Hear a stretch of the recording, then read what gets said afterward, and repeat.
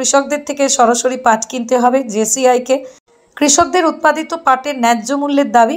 রাজ্যের বিভিন্ন জেলায় থাকা জেসিআই এর সমস্ত শাখা খোলা সহ একাধিক দাবিতে গত 2রা সেপ্টেম্বর কলকাতায় জেসিআই বা জুট কর্পোরেশন অফ ইন্ডিয়ার দপ্তরে স্মারকলিপি দিল সারা ভারত অগ্রগামী কিষাণ সভা।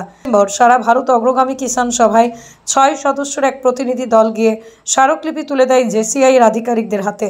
আর স্মারকলিপি প্রদান শেষেই সারা ভারত অগ্রগামী কিষাণ সভা পশ্চিমবঙ্গ রাজ্য কমিটির সম্পাদক মণ্ডলীর সদস্য ফরিদ মোল্লা বলেন, পাটসন ভবনে মানে কেন্দ্রীয় সরকারের যে সংস্থা, আমাদের নিউ টাউনের যে অফিস পাটসন ভবন, সেখানে রাজ্যের পাট চাষিদের দুর্দশার কথা এবং তাদের বঞ্চনার কথা এবং কেন্দ্রীয় সরকার ও রাজ্য সরকারের উদাসীনতার জন্যেই বঞ্চিত হচ্ছে তারা। সেই কারণেই আমরা কয়েকটি দাবি নিয়ে আজকে প্রায় 15টা দাবি নিয়ে আমরা পাটসন ভবনের যিনি ম্যানেজার, জেসিআই ম্যানেজার, তার কাছে ডেপুটেশন দিলাম। 5-6 সদস্যের এক প্রতিনিধি দল এসে আমাদের মূল কথা ছিল যে পাটের ন্যায্য দাম চাষিদের দিতে হবে, এমএসপি ঠিক করতে হবে। তারা এমএসপি কেন্দ্রীয় সরকারের পক্ষে ঠিক করে দিয়েছেন 5,600 টাকা কুইন্টাল ভালো জাতের মানে পাটের, তার চেয়েও নিম্ন দরে মিডিল ক্লাস যে আপনার পাট, সেই পাটের। কিন্তু আমরা মনে করছি যে পাটের যে চাষিরা যেভাবে তাদের পাটের উপর যে খরচ, সেই খরচটুকুও তারা পায়নি। ওনারা আমাদের বলেছেন, আমরা বলেছি যে পাট কেন্দ্রগুলো, যে জেসিআইয়ের যে অফিসগুলো, রাজ্যে প্রায় 68টা পাট ক্রয় কেন্দ্র আছে জেসিআই, তার অধিকাংশ সময় অধিকাংশ অফিস বন্ধ থাকে। সেই অফিস সরাসরি চাষিদের কাছ থেকে সরকারকে, জেসিআইকে পাট কেনার ব্যবস্থা করতে হবে। এটা আমাদের দাবির মধ্যে ছিল। আমাদের দাবির মধ্যে আছে, আমরা বলেছি যে সঠিক বীজ এবং যে হারে সারের দাম বৃদ্ধি হচ্ছে, এবং যে অনেক সময় দেখা যায় যে নিম্নমানের বীজ দেওয়া হয়, সেই সমস্ত দেওয়া বন্ধ করতে হবে।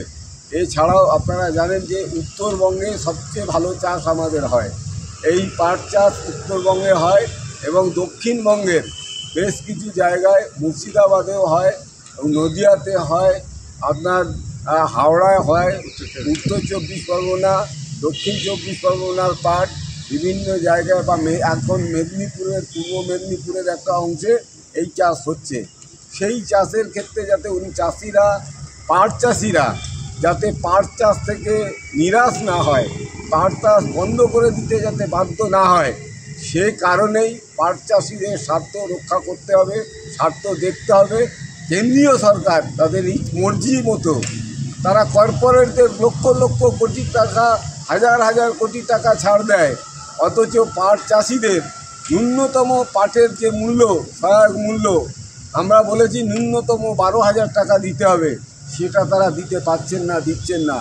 এই বাজারে এই বছরেই পাট চাষিরা সরাসরি যখন জেসিআইয়ের কাছে বিক্রি করতে যাচ্ছে, জেসিআইয়ের দাম আছে 5,600 টাকা, আর মিডিলম্যানরা কিনছে 7,000 টাকা। তাহলে কেন যাবে জেসিআইয়ের কাছে? তা আমরা বলেছি জেসিআইয়ের মাধ্যমে যে আপনারা কেন্দ্রীয় সরকারের সঙ্গে যখন বৈঠক করেন, সেই বৈঠকে এই কথা তুলবেন।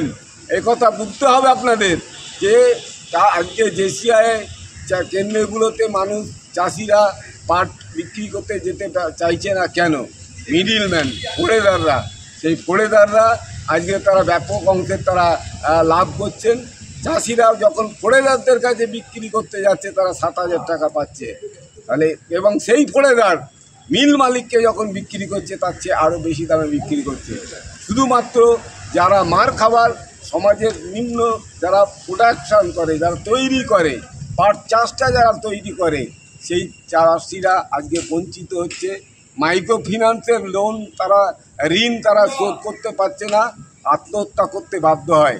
সেই কারণেই আমরা বলেছি আগামী দিন, এই বছর যেভাবে তারা বঞ্চিত হয়েছেন, সেই বঞ্চনার হাত থেকে তাদের রক্ষা করতে হবে। তাদের কীভাবে সাপোর্ট দেওয়া যায় সে কেন্দ্রীয় সরকারকে ভাবতে হবে, এবং সেই ভাবানোর দায়িত্ব আমাদের, যেমন কৃষক সংগঠনগুলো আমরা করছি আমাদের মাঠে ঘাটে লড়াই আন্দোলনের মধ্য দিয়ে, ঠিক তেমনিভাবে জেসিআই তার সরাসরি একটা সংস্থা, সেই জেসিআইয়ের পক্ষ থেকে, জেসিআইয়ের চেয়ারম্যানের পক্ষ থেকে, ম্যানেজারের পক্ষ থেকে কেন্দ্রীয় সরকারের কাছে আমাদের এই কথা, এই বার্তা পৌঁছে দিতে হবে, এবং টাইমলি আপনার যাতে আপনার সারের দাম এবং পাটের দাম তারা যা সঠিক অর্থে পায়, সিড যারা সঠিক অর্থে পায়, সেই ব্যবস্থা করতে হবে।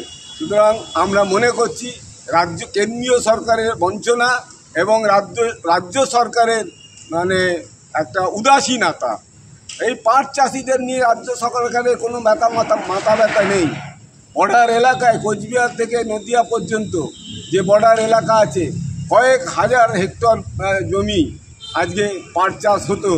শুধু আমাদের দেশের পররাষ্ট্রমন্ত্রী তার মৌখিক কথায় বিএসএফকে বলে দিয়েছে যে বর্ডার এলাকায় 3 ফুটের বেশি কোনো চাষ করা যাবে না। পাট চাষ কোনো দিন পাট 3 ফুট নয়, সবাই আমরা জানি পাট 10, 12 ফুট, 14 ফুট, 15 ফুট পর্যন্ত পাট হয়।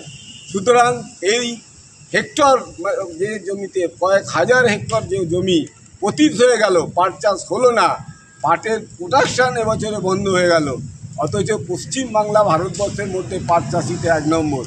এই পরিস্থিতির উপর পাট চাষিরা যাতে ন্যায্য মূল্য পায়, তা যাতে সঠিক অর্থে তারা পাট চাষে ইন্টারেস্ট থেকে যাতে বঞ্চিত না হয়, ইন্টারেস্ট যাতে না হারায়, তার দায় এবং দায়িত্ব কেন্দ্র এবং রাজ্য সরকারকে নিতে হবে, জেসিআইকে তার ভূমিকা গ্রহণ করতে হবে। এটাই হচ্ছে আমাদের উদ্যোগ, এটাই আমাদের মূল বক্তব্য। ব্যুরো রিপোর্ট, আমার কলম।